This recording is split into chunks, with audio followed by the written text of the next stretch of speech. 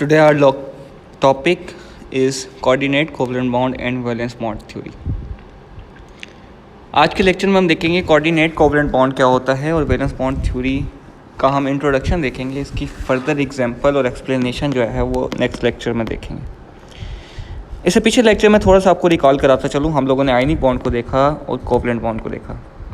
Ionic bond में हमने देखा था इलेक्ट्रॉन ट्रांसफ़र होते हैं, उसके बाद आइंस बनते हैं और वो आइंस आपस में बॉन्ड बनाते हैं. उसको आयनिक बॉन्ड भी कहते हैं या इलेक्ट्रोस्टैटिक बॉन्ड भी कहते हैं.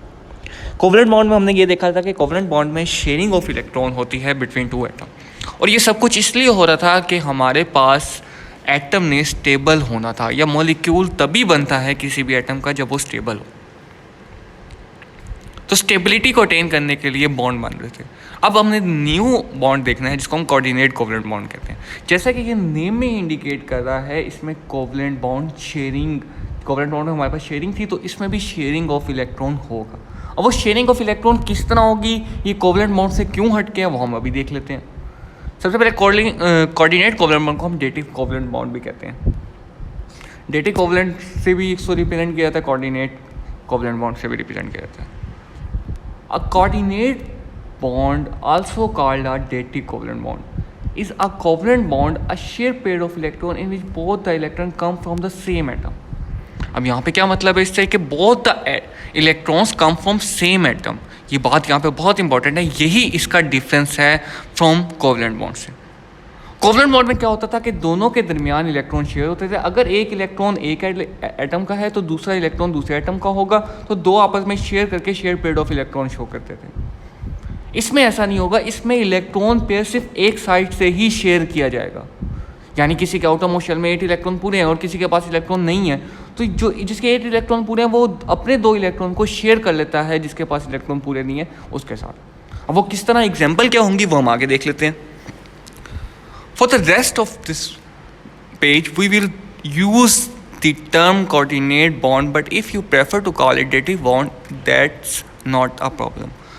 It means कि हम इसको कहीं रिप्रेजेंट करेंगे dative covalent bonds के थ्रू भी और coordinate covalent. तो ये आपके ज़हन में होना चाहिए कि dative covalent bond की जब हम बात करेंगे तो ये coordinate covalent bond ही होता है.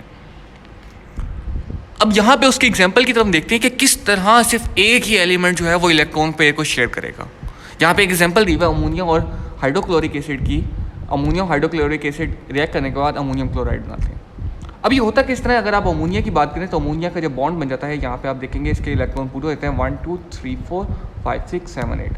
अब इसके इलेक्ट्रॉन पूरे, इसको और इलेक्ट्रॉन चाहिए ही नहीं. जबकि हम HCl की बात करें तो HCl के आउटर मोस्ट शेल में, मैंने आपको पिछले लेक्चर में बताया था, हम हमेशा आउटर मोस्ट शेल को देखते होते हैं. HCl के Cl के आउटर मोस्ट शेल में हमारे पास देखते हैं कितने इलेक्ट्रॉन है, 1 2 3 4 5 6 7. इसके पास भी 8 इलेक्ट्रॉन है.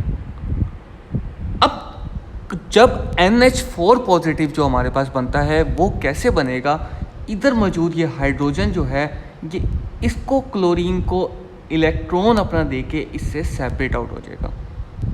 और जब ये हाइड्रोजन क्लोरीन को अपना इलेक्ट्रॉन दे दिया तो आप देखेंगे ये ग्रीन वाला हाइड्रोजन का इलेक्ट्रॉन था जो क्लोरीन के साथ छोड़ रहा है. अब हाइड्रोजन के पास कोई इलेक्ट्रॉन नहीं है. हाइड्रोजन को स्टेबल होने के लिए 2 इलेक्ट्रॉन चाहिए. तो हाइड्रोजन हमारे पास इस एलिमेंट के, हाइड्रोजन के ऊपर पॉजिटिव चार्ज आ जाएगा. ये बहुत इंपॉर्टेंट है. हाइड्रोजन के ऊपर पॉजिटिव चार्ज इसलिए आएगा क्योंकि जो उसका एक इलेक्ट्रॉन एक प्रोटॉन को कैंसिल आउट करता है, अब वो एक इलेक्ट्रॉन इसके पास चला गया. अब उसके न्यूक्लियस में एक प्रोटॉन मौजूद है, वो पॉजिटिव चार्ज है. तो हाइड्रोजन पॉजिटिव बन के प्रोटॉन बन के यहाँ पे इससे अलग हो जाएगा. अब जब वो इससे अलग होगा तो यहाँ पे अगर आप देखेंगे इसके पास 2 इलेक्ट्रॉन पड़े हुए हैं और इसको और इलेक्ट्रॉन की ज़रूरत भी नहीं है, तो वो इस हाइड्रोजन को अपने साथ अटैच कर लेगा. अटैच करने के बाद हाइड्रोजन के साथ इलेक्ट्रॉन अपने शेयर कर लेगा. ये हाइड्रोजन को कंसीडर कराएगा कि मेरे से इलेक्ट्रॉन जो हैं वो ट्रांसफ़र हो जाएं, बट मुझे इलेक्ट्रॉन की ज़रूरत नहीं. तो अगर हम इस एग्जांपल को देखें, इस एग्जांपल में इलेक्ट्रॉन पेयर सिर्फ एक साइड से शेयर हुआ है हाइड्रोजन को. हाइड्रोजन ने इसके साथ कोई इलेक्ट्रॉन शेयर नहीं किया, सिर्फ सिंगल एटम जो है इलेक्ट्रॉन पेयर शेयर करता है. तो ये वाला आपके पास बॉन्ड बनेगा. इसको हम कहते हैं, नीचे हमारे पास लिखा हुआ है, कोऑर्डिनेट बॉन्ड. यहाँ पे आप देखेंगे पॉजिटिव चार्ज, बिकॉज अब इसको पॉजिटिव चार्ज क्यों है, क्योंकि अब देखेंगे हाइड्रोजन पॉजिटिव चार्ज तब इस मॉलिक्यूल के साथ अटैच हो गया तो इस होल मॉलिक्यूल पे एक पॉजिटिव चार्ज आ जाएगा. अब प्रोटॉन भी ज़्यादा है वो हाइड्रोजन की वजह से. इसके बाद इसको रिप्रेजेंट किस तरह किया जाता है, इसको एरो के थ्रू इस बॉन्ड को रिप्रेजेंट किया जाता है। एरो की टेल और हेड का आपने बहुत ख्याल करना है कि एरो की टेल किस तरफ हो, हेड किस तरफ हो। अगर आप ये देखेंगे नाइट्रोजन ने हमारे पास, यहाँ पे आप देखें नाइट्रोजन ने हमारे पास इलेक्ट्रॉन दिया हाइड्रोजन को, तो जिस साइड से इलेक्ट्रॉन जा रहे होंगे उस तरफ एरो की टेल होगी। नाइट्रोजन से इलेक्ट्रॉन हमेशा पेयर की फॉर्म में जाएंगे, इलेक्ट्रॉन पेयर जो है वो इसके साथ शेयर हो रहे हैं, तो इस तरफ हेड होगी नाइट्रोजन की तरफ और हाइड्रोजन की तरफ नाइट्रोजन की तरफ टेल होगी और हाइड्रोजन की तरफ हेड होगा। ये एरो रिप्रेजेंट करता है कोऑर्डिनेट बॉन्ड को। अब कोवलेंट बॉन्ड और इसमें फ़र्क बेसिकली मेन यही है कि कोवलेंट बॉन्ड में इलेक्ट्रॉन जो है वो शेयर होते हैं दो एटम के दरमियान, यानी एक एटम जो है, दो एटम मौजूद है, एटम ए और एटम बी। एटम ए भी अपना इलेक्ट्रॉन शेयर करेगा और एटम बी भी अपने इलेक्ट्रॉन शेयर करेगा, तब जाके वो बॉन्ड बनेगा। जबकि कोऑर्डिनेट कोवलेंट बॉन्ड में होता ये है, हमारे पास अगर एटम ए सपोज मौजूद है और एटम बी मौजूद है, सपोज हम इस अमोनिया को हम कह देते हैं NH3 को हम कह देते हैं ये एटम ए है, ये हमारे पास एटम है और ये एटम बी है। अब एटम ए से ही सिर्फ एक सिंगल साइड से ही इलेक्ट्रॉन शेयर होंगे एटम बी को, क्योंकि बी के पास कोई इलेक्ट्रॉन ही नहीं है। कभी कभार बी के पास इलेक्ट्रॉन भी होता है, बट उसके पास स्टेबल होने के लिए उसे दो इलेक्ट्रॉन चाहिए होते हैं। अब अमोनिया यहाँ पे NH3 बिल्कुल स्टेबल है, इसके बाद दो एक इलेक्ट्रॉन पड़े हुए हैं जो ये किसी के साथ शेयर कर सकता है, कि इसको ज़रूरत नहीं है इलेक्ट्रॉन की, बट ये शेयर ज़रूर कर सकता है। हाइड्रोजन को इलेक्ट्रॉन पेयर की ज़रूरत थी, हाइड्रोजन ने इसके साथ शेयर किया, हाइड्रोजन का डुप्लीकेट रूल फॉलो हो गया और हाइड्रोजन भी हमारे पास स्टेबल हो गया। इसके बाद हम एक और एग्जांपल लेते हैं, थोड़ी सी कॉम्प्लेक्स एग्जांपल की तरफ चलते हैं, BF3 की तरफ। The reaction between ammonia and boron type fluoride. अब इस केस में अगर आप अमोनिया को देखेंगे तो अमोनिया सेम आपके पास वैसे के वैसा ही है, इसके दो इलेक्ट्रॉन पेयर एक्स्ट्रा मौजूद हैं और इसके अपने इलेक्ट्रॉन पूरे हैं। और आप देखेंगे दो इलेक्ट्रॉन ये हो गए, 2 2 4 5 6 7 8, इसके 8 इलेक्ट्रॉन आउटरमोस्ट शेल में कंप्लीट हैं, ये बिल्कुल स्टेबल है। अब BF3 का मॉलिक्यूल अगर हम इसके करीब लेके आते हैं तो BF3 के मॉलिक्यूल का हम देखेंगे आउटरमोस्ट शेल में जो इधर बॉन्डिंग हो रही है 1 2 3 4 5 6, इसके आउटरमोस्ट शेल में 6 इलेक्ट्रॉन है BF3। बोरोन की अकेले आउटरमोस्ट शेल में 6 इलेक्ट्रॉन है, फ्लोरीन कंप्लीट है पूरा। अब बोरोन के 6 इलेक्ट्रॉन है, बोरोन को 2 इलेक्ट्रॉन चाहिए और वो कोई इलेक्ट्रॉन शेयर भी नहीं कर सकता क्योंकि उसके पहले ही इलेक्ट्रॉन सारे के सारे शेयर हो रहे हैं। अभी भी उसे 2 इलेक्ट्रॉन चाहिए जो कोई इसके साथ आके शेयर कर ले।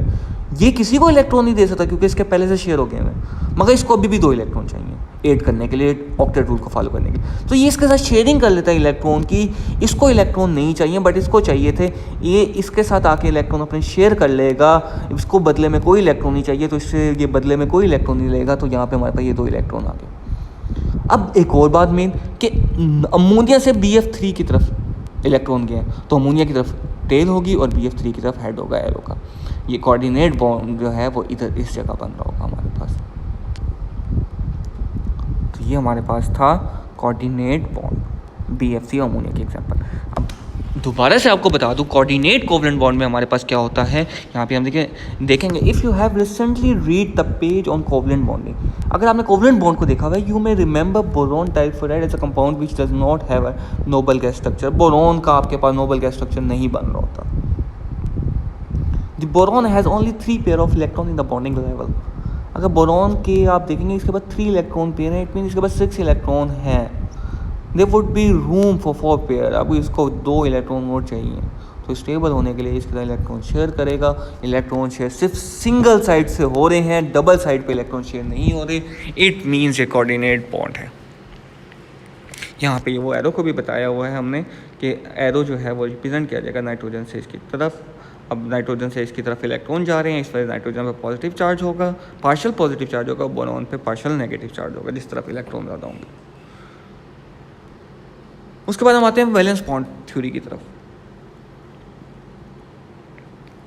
वैलेंस बॉन्ड थ्योरी की बात करें तो ये बहुत ही इंपॉर्टेंट थ्योरी है एक्सप्लेन करने के लिए बॉन्डिंग को, यूजली कोवलेंट बॉन्डिंग को एक्सप्लेन कर रही है। अब जो बॉन्डिंग होती थी शुरू में तो उन्होंने इसी तरह रिप्रेजेंट कर दिया इलेक्ट्रॉन पेयर को डोनेट करके कि ये इस तरह होगी, मगर इलेक्ट्रॉन पेयर के साथ शेल्स के साथ होता क्या है ड्यूरिंग बॉन्ड फॉर्मेशन वो एक्सप्लेन किया गया वैलेंस बॉन्ड थ्योरी के थ्रू।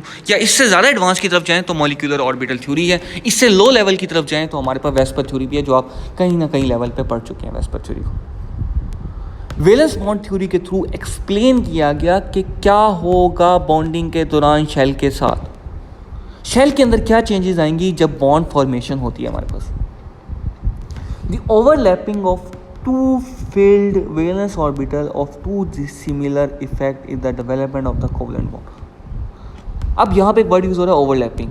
तो यूजली जो है वो ओवरलैपिंग होती है वैलेंस शेल की जब बॉन्ड फॉर्मेशन हो रही होती है। बॉन्ड फॉर्मेशन बनाने के लिए ओवरलैपिंग शेल की बहुत ज़रूरी है। ओवरलैपिंग होता है आपस में मिक्सिंग होना शेल की। ये किस तरह होगी मिक्सिंग हम आगे एग्जांपल में देखेंगे। The overlapping cause the electron density between two bounded atom to rise. अब दो के दरमियान इलेक्ट्रॉन डेंसिटी राइज हो जाती है, इलेक्ट्रॉन दो एलिमेंट के दरमियान मूव करना शुरू होते हैं, दो एटम के दरमियान मूव करना शुरू होते हैं और जिससे स्टेबिलिटी जो है वो अचीव हो जाती है। In case of the atomic orbital on more than one unpaired electron more than one bond can be made, paired electron in the valence shell cannot take part in such bond development। अब कह रहे हैं in case the atomic orbital की बात करें, atomic orbital का on more than one unpaired electron, एक से ज़्यादा अनपेयर्ड इलेक्ट्रॉन हो सकते हैं। More than one bond can be made, तो एक से ज़्यादा बॉन्ड भी बन सकता है उसके पास। जब एक से ज़्यादा अनपेयर्ड इलेक्ट्रॉन होंगे तो उसको पेयर्ड करने के लिए बॉन्ड फॉर्मेशन होती है। एक और बहुत इंपॉर्टेंट बात यहाँ पे ये आखिरी लाइन में बताई हुई है कि अनपेयर्ड इलेक्ट्रॉन हमेशा बॉन्ड फॉर्मेशन में हिस्सा लेंगे। Paired electron pair will not take part in bond formation. It means जब भी बॉन्ड बनेगा तो वैलेंस शेल में मौजूद जो अनपेयर्ड इलेक्ट्रॉन होंगे वही पार्ट करेंगे बॉन्ड फॉर्मेशन में, जबकि आपके पास पेयर्ड की फॉर्म में जो इलेक्ट्रॉन मौजूद होंगे वो बॉन्ड फॉर्मेशन में हिस्सा नहीं लेंगे। वो किस तरह होगा वो हम आगे जाके देख लेते हैं। एग्जांपल के थ्रू एक्सप्लेन हो जाएगा कि पेयर्ड इलेक्ट्रॉन किस तरह पड़े होते हैं, अनपेयर्ड किस तरह पड़े होते हैं, किस तरह ओवरलैपिंग होती है, किस तरह पेयर्ड जो है वो अनपेयर्ड में कन्वर्ट होते हैं। ये तमाम हम आगे जाके देख लेते हैं। A covalent bond is directional. Such a bond is also similar to the region of interacting atomic orbital. ये डायरेक्शनल बॉन्ड होता है, हमें कोई ना कोई डायरेक्शन दी जाती है कि इसी साइड से एटम आके अटैच करेगा, इसी साइड से वो हमारे पास बॉन्ड जो है वो फॉर्मेशन होगी। ये किस तरह होगी ये जब कम्प्लेक्स एग्जाम्पल की तरफ जाएंगे तो हम देखेंगे। अभी यहाँ पे पोस्टुलेट जो है उसमें यही बताया गया कि कोवलेंट बॉन्ड जो है वो डायरेक्शनल बॉन्ड है। एक खास डायरेक्शन से एटम आके इसके साथ अटैच करेगा। ये नहीं हो सकता कि किसी भी डायरेक्शन से एटम आके अटैच हो जाए। उसकी फिजिबिलिटी जो है अटैच होने की वो एक खास साइज से ही होगी। Based on the design of overlapping there are two kinds of covalent bond. Overlapping की बेस के ऊपर दो तरह के कोवलेंट बॉन्ड होते हैं। ये वैलेंस बॉन्ड थ्योरी ने हमें एक्सप्लेन किया। एक को हम कहते हैं pi bond and the second one is sigma bond. Second को हम क्या कहते हैं? Sigma bond. ये दो बॉन्ड की टाइप्स हैं कोवलेंट बॉन्ड में। The covalent bond produced by side way overlapping of atomic orbital is called pi bond. अगर साइड वे ओवरलैपिंग होगी तो पाई बॉन्ड होगा। Whereas the bond created by overlapping of atomic orbital in between the internucleus axis यानी front से जो overlapping होगी is identify as sigma bond. उसको हम सिग्मा बॉन्ड कहते हैं। Valence bond. अब यहाँ पे हम देखेंगे ये हाइड्रोजन की एग्जांपल ली हुई है। यहाँ पे आप देखेंगे हाइड्रोजन का एस ऑर्बिटल जो है वो दूसरे हाइड्रोजन का एस ऑर्बिटल के साथ ओवरलैप होके इस शेप में ये बन जाएंगे दोनों ऑर्बिटल। अब इलेक्ट्रॉन की डेंसिटी ये शो कर रहा है। ये डार्क जगह है यहाँ पे, ये देखेंगे ये वाइट सी जो डार्क जगह हुई है इधर इलेक्ट्रॉन के होने की पॉसिबिलिटी ज़्यादा है। इलेक्ट्रॉन मूव करेंगे, इस तरह भी मूव कर सकते हैं आपके पास और इस तरह भी मूव कर सकते हैं, मगर इन जगह इलेक्ट्रॉन की डेंसिटी ज़्यादा होगी। ये इलेक्ट्रॉन की मूवमेंट होगी। अब ये फ्रंट से आपके पास बॉन्ड बना हुआ है। एस का जब भी बॉन्ड बनेगा हमेशा सिग्मा बॉन्ड बनता है, क्योंकि एस आपके पास जो है वो सर्कुलर शेप में है, वो फ्रंट से ही ओवरलैप करेगा। तो एस का हमेशा बॉन्ड जो है वो सिग्मा बॉन्ड बनता है। यहाँ पे सिग्मा बॉन्ड बना हुआ है बिटवीन टू हाइड्रोजन एटम। ये ओवरलैपिंग होने के बाद शेप उसकी चेंज हो जाती है। पहले इसकी सर्कल शेप थी, अब आप देखेंगे सर्कल दोनों की शेप जो है वो चेंज होगी। ओवरलैपिंग होने के बाद अपने आप को वो एडजस्ट कर लेते हैं जहाँ पे वो स्टेबल हो। इसके बाद यहाँ पे हमारे पास एग्जांपल दी हुई है पी ऑर्बिटल के ओवरलैपिंग की। पी ऑर्बिटल जो है आपके पास आपको पता है डंबल शेप में होते हैं। जब ये ओवरलैप करते हैं दो ऑर्बिटल तो हमारे पास पाई बॉन्ड बनता है, साइड बाय साइड ओवरलैपिंग होती है और इलेक्ट्रॉन की डेंसिटी यूं बन जाती है। ऊपर वाले इलेक्ट्रॉन इधर, ये तो ये ओवरलैप होने के बाद दोनों ऑर्बिटल आपस में मिक्स होने के बाद कुछ इस तरह की शेप बना लेते हैं। ये ओवरलैप हुए दोनों, इन्होंने शेप ऐसी बनाई। निचली साइड से ये ओवरलैप हुई, इन्होंने ये shape. Two pi orbital forming a pi bond. ये पाई बॉन्ड उन्होंने बनाया। The overlapping atomic orbital can differ. The two type of overlapping orbital are sigma and pi bond. दो तरह की होती है, सिग्मा या pi bond. Sigma bond occur when the orbit of two shared electron overlap head to head. जब head to head overlapping होगी तब हमारे पास क्या होगा, sigma bond. Pi bond occur when two orbit overlap when they are parallel. जब parallel होगी तो pi bond होगा. यहाँ पे एग्जांपल नीचे दी हुई है, इसको आप देख लेंगे. So this is all about today's lecture. आज हमने क्या देखा है, इस जो वैलेंस बॉन्ड थ्योरी है इसकी फर्दर एक्सप्लेनेशन हम नेक्स्ट लेक्चर में देखेंगे. इसकी एग्जांपल्स को स्टडी करेंगे, इसको डिटेल से जो है हम नेक्स्ट लेक्चर में देखेंगे. अभी सिर्फ बेसिक हमने देखा कि वीबीटी जो है उसने हमें कुछ पोस्टुलेट बताए, वो कोवेलेंट बॉन्ड को एक्सप्लेन कर रही थी. उसने ये बताया कि एक खास डायरेक्शनल ये बॉन्ड है हमारे पास और ऑर्बिटल जो हैं आपस में इंटरमिक्स होते हैं, जिसको हम ओवरलैपिंग कहते हैं. ओवरलैपिंग करने के बाद वो स्टेबल होते हैं. अगर फ्रंट से ओवरलैपिंग होगी, हेड टू हेड ओवरलैपिंग होगी तो हमारे पास सिग्मा बॉन्ड बनता होता है, और साइड बाय साइड ओवरलैपिंग होगी तो पाई बॉन्ड बंद होता है. पाई बॉन्ड बनेगा तो ऑर्बिटल की शेप कैसी हो जाएगी, इलेक्ट्रॉन डेंसिटी किस जगह मौजूद होगी. जिस तरह पाई बॉन्ड में इलेक्ट्रॉन डेंसिटी यहाँ पे मौजूद है, इलेक्ट्रॉन डेंसिटी यहाँ होने का मतलब है कि यहाँ पे इलेक्ट्रॉन होने की चांसेस ज़्यादा हैं. और इस तरह सिग्मा बॉन्ड की बात करेंगे तो सिग्मा बॉन्ड में हमारे पास कहाँ इलेक्ट्रॉन डेंसिटी ज़्यादा होगी, किस तरह शेप हो जाएगी, शेप इनकी चेंज हो जाएगी. और हमने इसके अलावा देखा कोऑर्डिनेट कोवलेंट बॉन्ड को. कोऑर्डिनेट कोवलेंट बॉन्ड में एक चीज़ बहुत इंपॉर्टेंट है, कहीं भी लिखी हो तो आपने एरो इसी तरीके से बनाना है. एरो की टेल उस तरफ होगी जहाँ से इलेक्ट्रॉन पे डोनेट हो रहा होगा, और जिस तरफ इलेक्ट्रॉन पे शेयर हो रहा होगा, और जिसके साथ शेयर हो रहा होगा उस तरफ हेड होगा आपके पास. तो ये हमारे पास था आज का lecture. Thank you so much.